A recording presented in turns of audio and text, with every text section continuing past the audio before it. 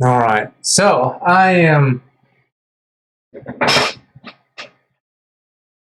well, I think I have my 3D printer up and going. Oh, what a nightmare. It's an Ender 3 Max, which has got a larger bed than the Ender 3 Pro from Creality, which is just a great 3D printer for beginners. It's about as cheap as you can get. And if you like it, there's quite a few upgrades that you can do, that you can purchase and also print with the 3D printer itself to help it perform better. And they're pretty cheap upgrades to pretty expensive ones, depending on what you want to do. And then the really cool thing is that if you like it and you want a bigger 3D printer, you can convert it into a CNC machine or a laser engraving machine. Now, of course, you're going to have to get some more parts in order to do that. But yeah, because if you looked at those two kinds of machines, a CNC and laser engraver, it's basically the same thing. It has a bed and it just kind of zooms around, goes up and down a little bit. Same kind of thing. And so I knew I was going to be building some things, but mine is the Max, which means it's larger than the original kind of starter one there. And because for what I knew I was going to be printing, I needed the larger bed, or really wanted it. I guess I didn't need it. Could have divided it into two and then glued it after the two pieces were done. But with it being done like 16 times, like, yeah, I didn't do that. Well, anyways, it comes with one Z access rod that pulls it up and down. Bought a second one. And if I had to do over, and I didn't know this at the time because the videos are horrible. So let's go ahead and start there with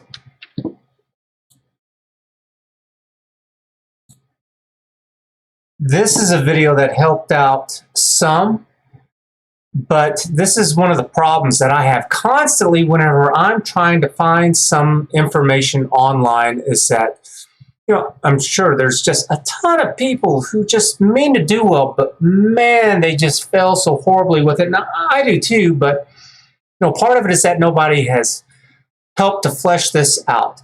And what this is title of the video is dual Z motors on a single stepper drive, cable modification, and whatever the hell that is.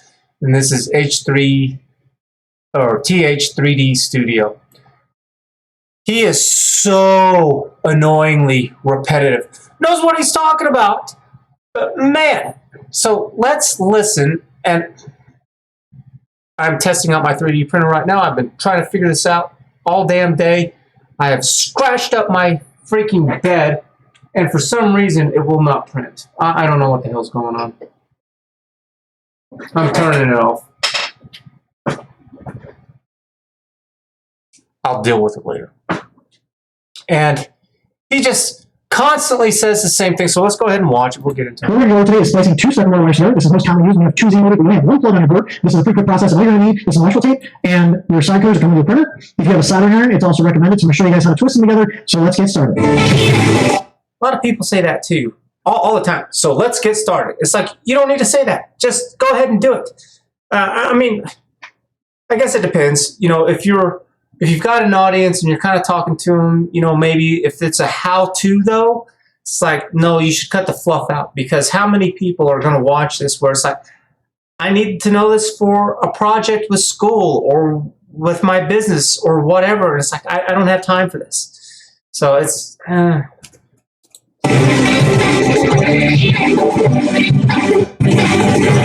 XH plugs.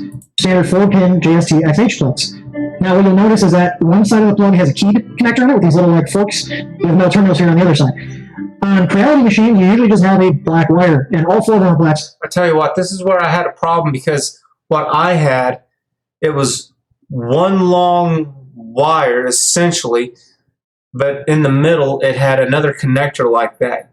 Instead of it just being split like that, where there was one wire and then it split off like that into two. Let's see if I can fix that there. It was two wires kind of adjoined.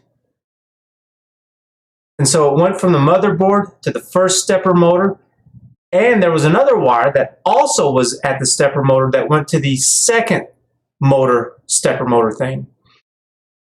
And then that first wire, they connected it up to one end, like you're seeing with this guy right here. Then they somehow twisted it and put on the second one backwards. Then, from that first motor to the second one, they twisted it again. So whenever I connected it all, I had one stepper motor turning counterclockwise and the other stepper motor turning clockwise. In other words, in opposite directions, which made the bed or the little arm go like this instead of just up and down like this. And I couldn't figure out what was going on with it because I don't know anything about this stuff. I watched like a dozen videos trying to figure all this stuff out, and they were breaking up all kinds of tools with it. So it's really hard to figure out which one is which. So what we're going to do is... No, it's not. It's just, he's taking the extremely long, complicated route in doing this.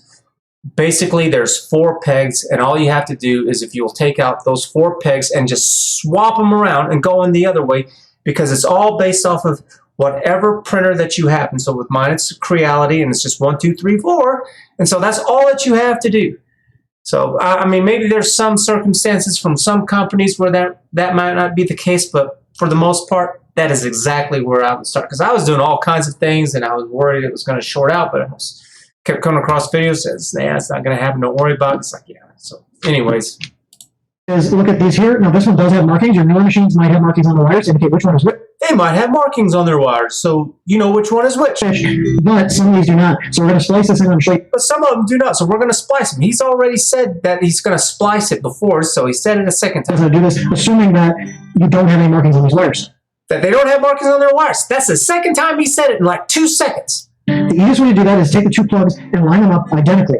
And we're going to mark one plug, because you can see they're in a width. He's already been talking about marking these things. And they're all together, so we can identify which one needs to go where by marking one of the wires on each one. So there he goes saying it again. We need to mark the wires. It's like, yes, you've said that.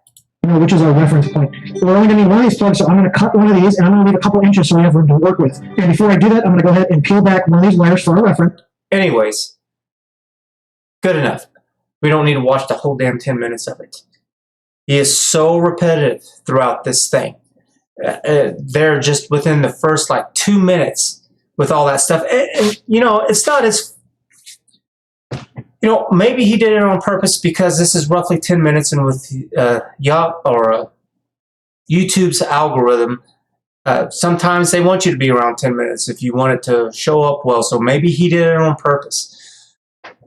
And then, like I was showing on another previous video where the guy had his dog, you know, stopping and talking to his dog. It's like, no, would you stop? Would you stop? I was thinking that maybe that is something that I could do a video on, is how to do a how-to video. Number 1, take care, get rid of the fluff. And so I don't know, and I'm sure I would have to redo it a billion times because that first one wouldn't do it right. But anyways, I just wanted to say that because it happens with every single video.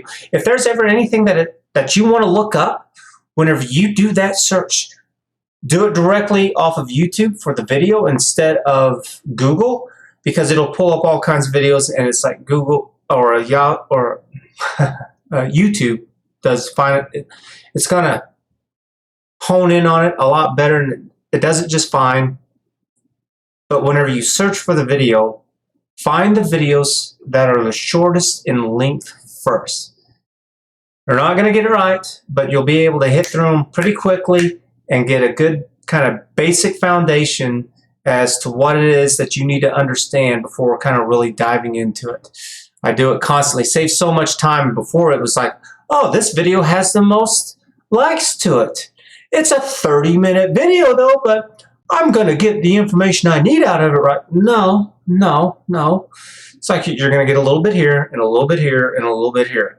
And then you put it all together, because so often they just make too many assumptions that you too know what's going on.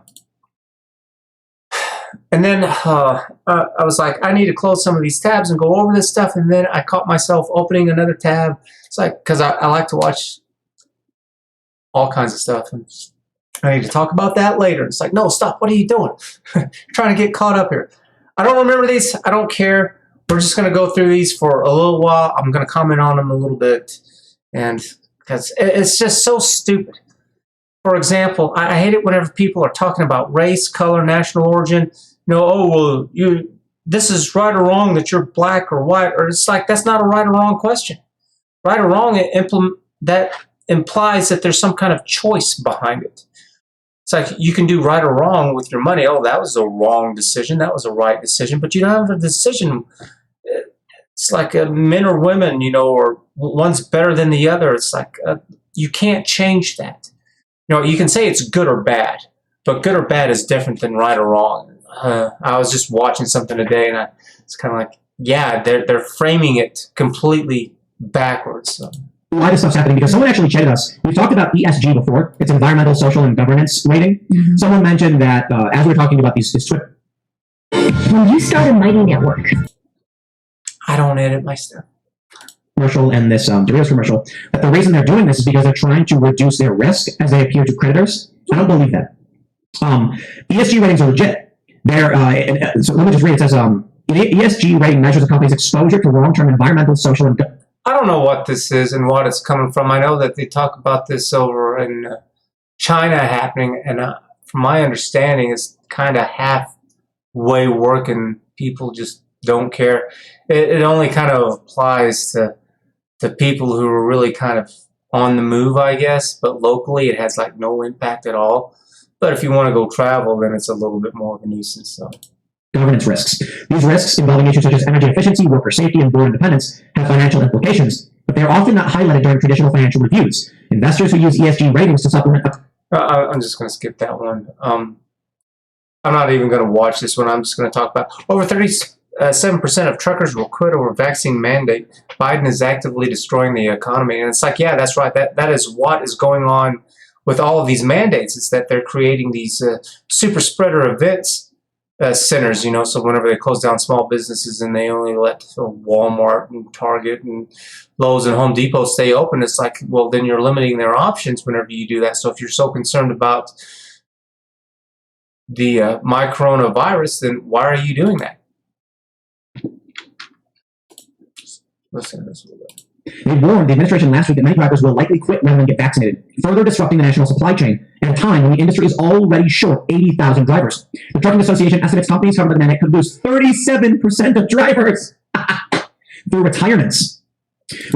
Yeah, and I mean, I have a few friends that they drive trucks and they have to do this kind of stuff. It's weird.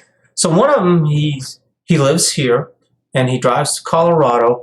Doesn't have to do anything here in Texas.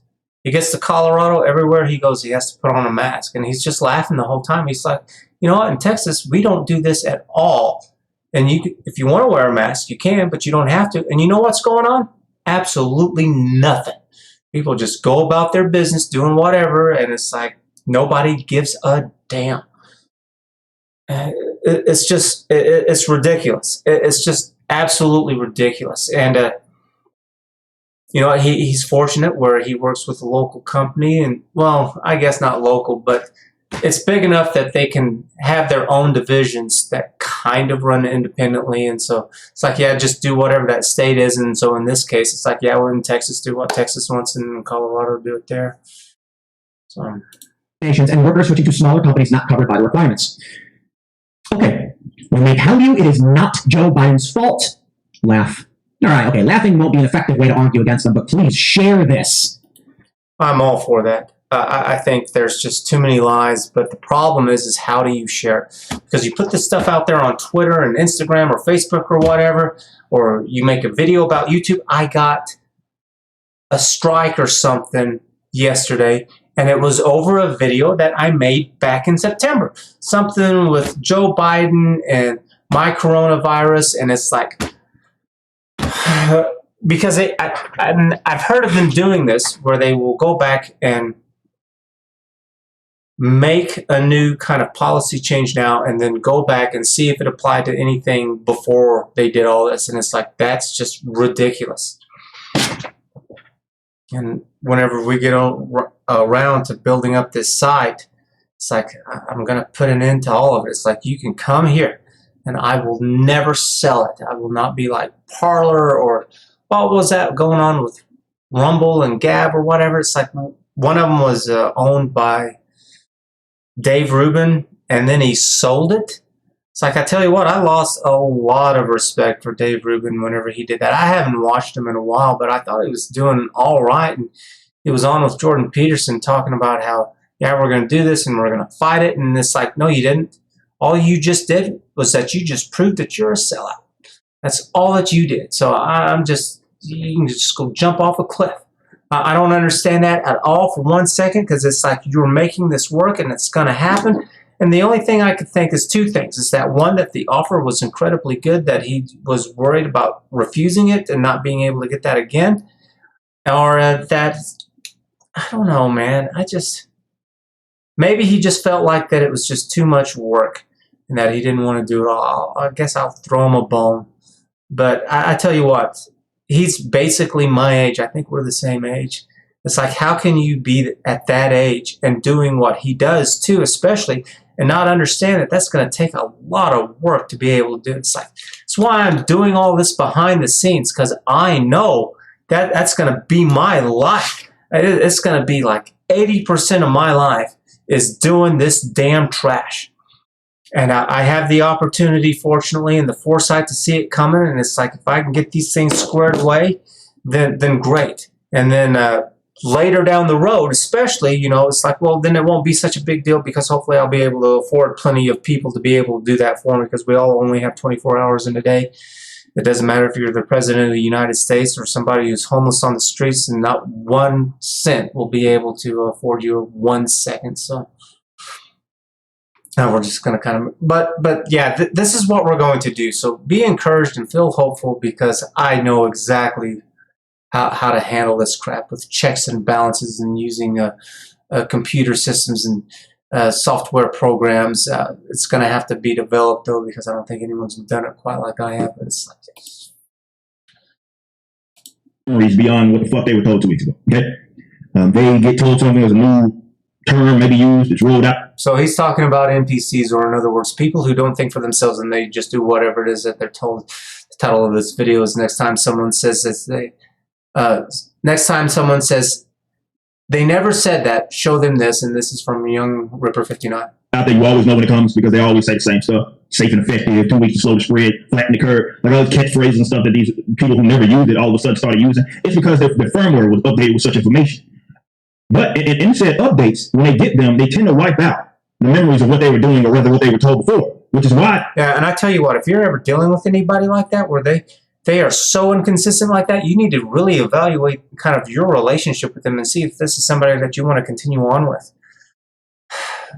Because what are they doing essentially is that they're lying, and they talk about this a lot. A lot of these commentaries people and news host anchors or whatever, is that they have this mentality of, it's kind of like it's us versus them. So I don't care who's right or wrong. It's just about winning. And it's got to be, or maybe not that it has to be, but it's definitely people who do not care if they lie. They don't have any kind of values or responsibility at all. And I tell you what, it just makes me sick. I have noticed a trend of where I am renting to more and more single mothers, and I actually turned quite a few of them down because they're on HUD. And it's like, I do not accept HUD at all, because the other side of that coin is that it's not just tenants who have to be a part of the HUD program, it's also the landlords. And in order for the landlords to be a part of that program, you have to meet certain qualifications. So one of them is that you have to let their people in to make sure that everything is up to some kind of mythical standard or code, because it's just stupid. Because you know what? I don't have these standards that they do, and you know what happens? Absolutely nothing. People move in, they live there, I collect the money, they move out whenever they're ready, after the lease is done, and then that's it. So what are these stupid standards that they have? It's just to make things more difficult. Because there's just no other reason for it. It's just a job. It's so that they can raise taxes, spend a little bit of money, so somebody's got a job. And put somebody way up there at the top of it who's going to be someone that they know. Just a scam. Things or people, these organizations, health experts can get out there and contradict themselves, and people act like it never fucking happened. I'm going to show you. And I hate that. I hate the lack of accountability of all of these people who just go out there, who they say that they're professionals, they say that they're experts, and it's like, no, you're not. With the normal person, it's like, I don't care. I know you're not an expert. You're not claiming to be one. Say whatever the hell that you want, but if you're going to claim that you're an expert, it's like, where is the accountability? I come across these videos all the time where they will literally have some person like Dr. Fauci, where he is saying one thing, and then here's another video of him on camera saying the exact opposite. No apologies, no nothing, basing policies off of both of them. And you know what? An apology wouldn't cut it either. It's like you changed the economy. How do you unscrew those stupid mistakes that you did? And I tell you what, it's not a mistake. It was intentional. Because you cannot tell me that somebody who has that level of power and authority made a stupid mistake like that. It's like, no, absolutely not. A prime example of this yet again, of something that was on my Twitter. Right here, there was someone that tweeted at me, responding, of course, to a post that I brought up or mentioned a day ago from the time of this recording, and this is what it said. This is my post. This is what it says. They sold you on a lie and initially stated that you couldn't carry the virus, the virus, I'm vaccinated. So you get the jab, you still catch COVID. And to cope with this, you say, thankfully I was vaccinated or it would have been worse. And I say, how the fuck did you possibly know this? And of course, what I'm referring to and why that's so hard to measure, because obviously you as an individual, your individual reaction is almost impossible to dictate. How can you see into the future to see what's going on? It's I've got a magic wand and I'll just wave it because I'm Harry Potter and I've got all the answers to this stuff because I see it in my little seeing stone. It's like, but more importantly, with COVID, most of the cases being mild, not needing hospitalization, definitely for yeah, and I've been saying that forever too, is that do not look at how many cases, look at how severe it is, how many deaths are there, and from COVID alone, not just these cases where it's COVID and something else. And I saw a video about that where Dr. Fauci was on camera showing both of them. So, man, I'm really getting in a young ripper here, aren't I? Of course, I've had This one is private school gets punished simply for being an option. Young Ripper 59. Tell you what, I am completely against the government doing anything with schools. Maybe a little bit. I think about as far as the government kind of needs to do it is to make sure that everything is, I guess, kind of standardized where it would be like, it doesn't matter where it is that you're taking your finals, no matter what state that you are, the finals are all going to be the same, that we want everyone's math finals for the end of the year or the semester or whatever, that we want them all to be on a high standard. And so we, yeah. And you could have more than one. You know, you could have like honors math, regulars math. I don't know what below regular math is, but you could have different versions. So if you had to move for some reason, you should be on par. And we wanted to have the standard high for them and the same. So then that way we can identify that, okay, this state, all of their students are passing. This state, they're not. So they're doing something wrong with their teaching. But other than that, that's about it. You know, it's like nothing else should be going on. They should be competing. So then that way they're having to perform. Position for a while now. I've been very public with it. Public education systems are a racket. Really all it is a Ponzi scheme for a lot of these educators, especially with higher education, like college and stuff. Well, you know, you get a degree and the only thing you can give the degree, do with the degree is teach other people, become a professional academic and teach other people that are also getting worthless. You know, that's kind of funny that he said that because he's got Thomas Sowell in the background right there, and that's what Thomas Sowell does. He was a teacher there for a long while. I think he's part of a think tank now. Well, no, he's probably retired now. He's 91 or 92, I guess now. So, but he worked there at Hillsdale College, was it, or whatever? And it's exactly what he did. It's like you only have a job in teaching others. It's like Thomas Sowell back there. That picture back there, that's him. That's exactly what he did. Thomas Sowell, man, he's a smart guy. You should go look into him. You can start with, there's an old TV show, and they still have it around. It's called Firing Line.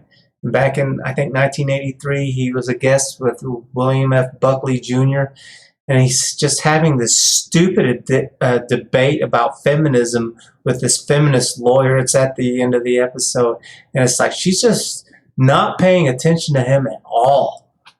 So, and at first I thought, well, maybe it's because maybe there was still quite a bit of strong racism going on back then, but it's like, no, because I see it today with everybody. It doesn't matter, white, black, young, old, men, women.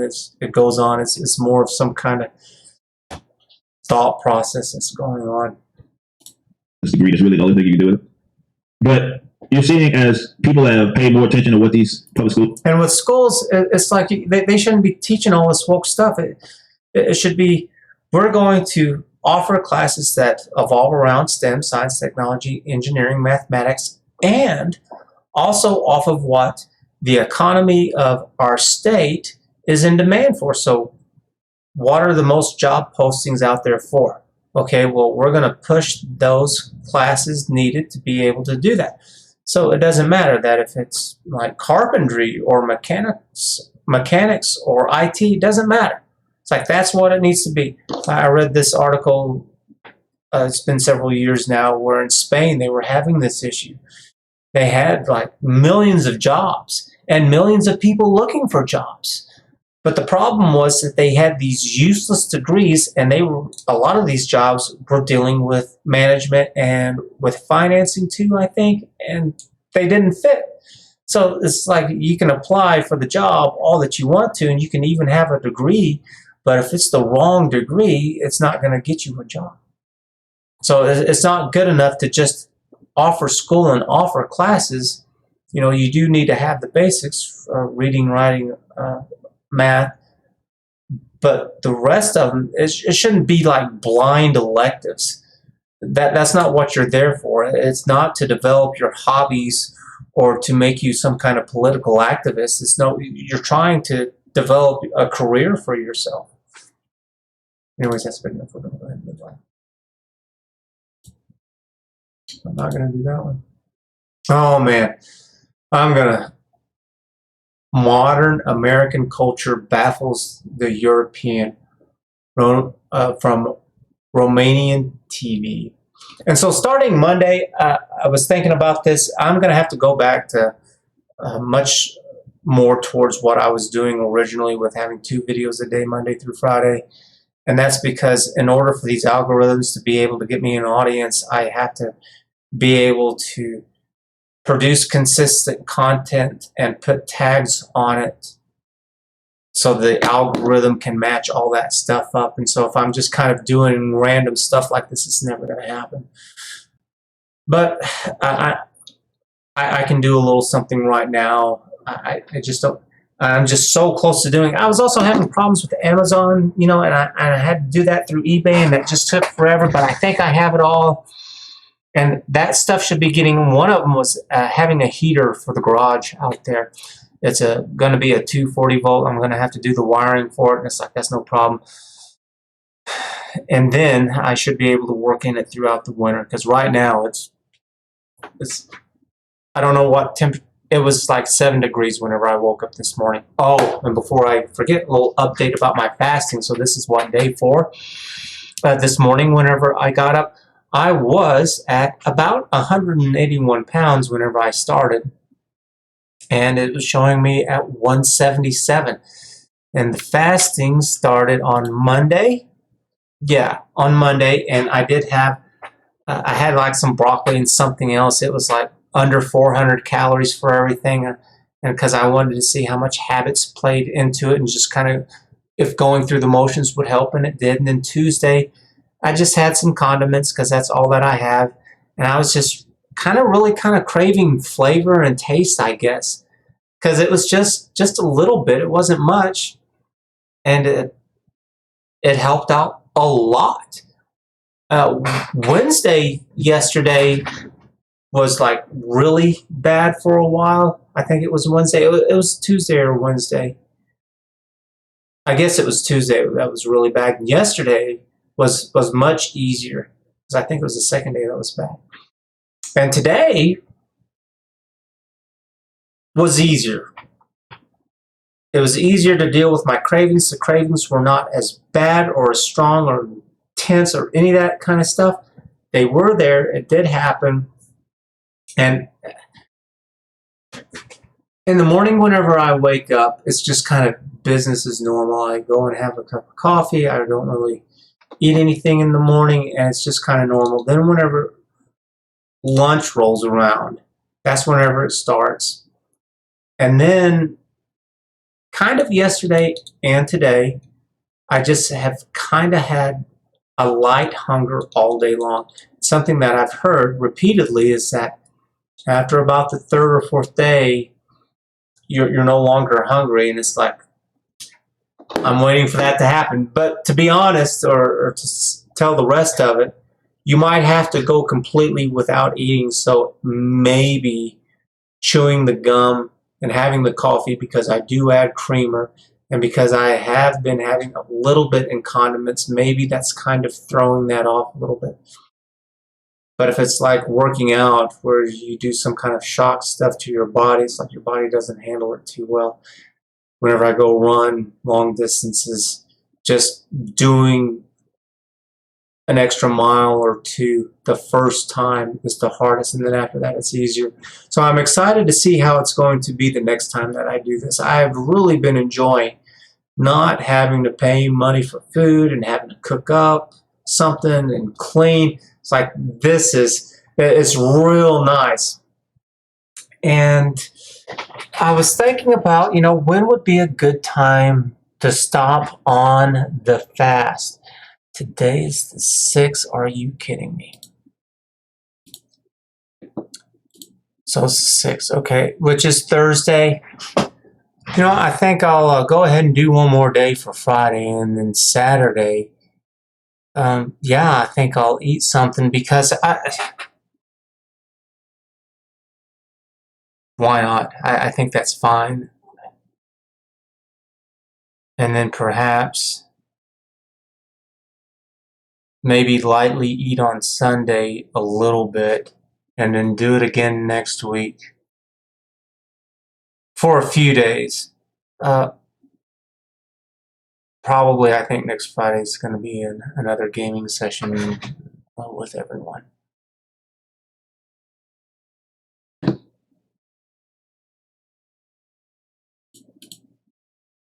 Isn't it true when you would hang out with Dominic Black, you'd play Call of Duty and other first-person shooter video games?